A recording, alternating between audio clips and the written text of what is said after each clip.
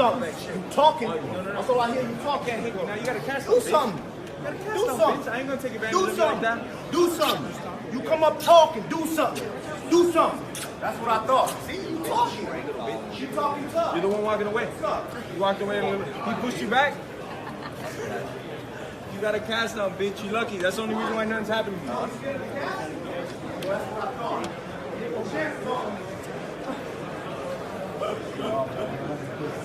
What is that? You make your hands gestures. Do something.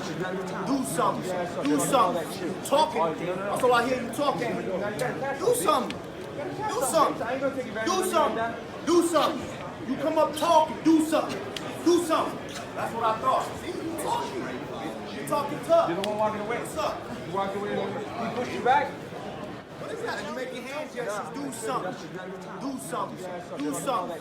Talking. That's all I hear you talking. Do something. Do something. Do something. Do something. You come up talking. Do something. Do something. That's what I thought. See, you talking. You talking tough. You're the one walking away. What's up? You walked away a little bit. He pushed you back. What is that? You make your hands gestures. Do something. Do something. Do something. Talking. That's all I hear you talking. Do something. Do something. Do something. Do something. You come up talking. Do something. Do something. That's what I thought. See, you talking. You talking tough. You're the one walking away. What's up? You walked away a little bit. He pushed you back. So, Kamaru, I was all ready to sit here and talk to you about welterweight title picture, and we'll get to that, but there was just a verbal confrontation a minute ago between you and Jorge Masvidal. From your vantage point, what just happened there? You know, it's the fight business, you know. When you're the champion, everybody's going to try to take their shot, want their 10, 15 seconds of fame, but it happened. You know, a little something, talk, that's all it is. How much does stuff like that affect you compared to maybe how it would have affected you earlier in your career?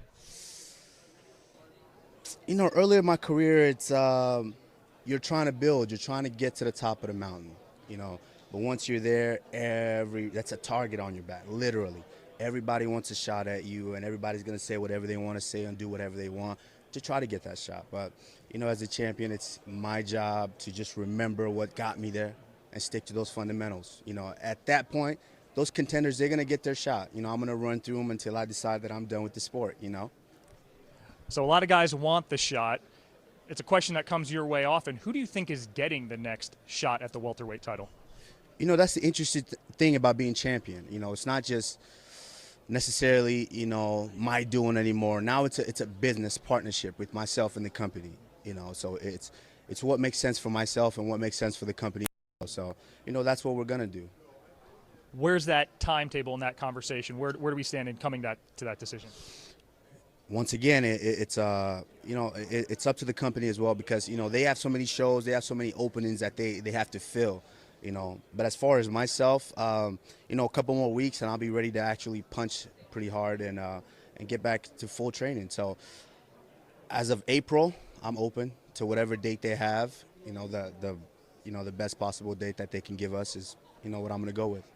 So I know the company does have a say, but if you were a betting man, who do you think at this point is likeliest to be next in line? You know, that's the thing with me is I don't really care.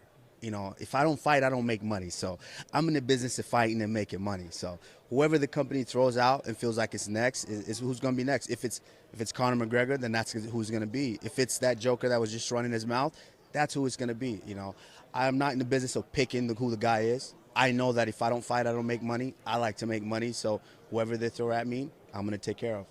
I know you recently told Joe Rogan you thought, at least the company, from their standpoint, they wanted Jorge. Why do you think that is?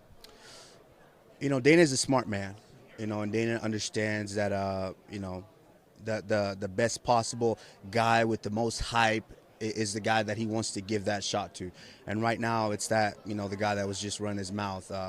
You know, if he's got that hype and Dana feels like that's the next possible guy to give the shot to, then absolutely, you know, I have no objections. Last question for me. A lot of champions say it's harder to keep a belt than it is to win a belt. As you evolve as a mixed martial artist, where would you like to see yourself grow between now and the next time you walk into the octagon?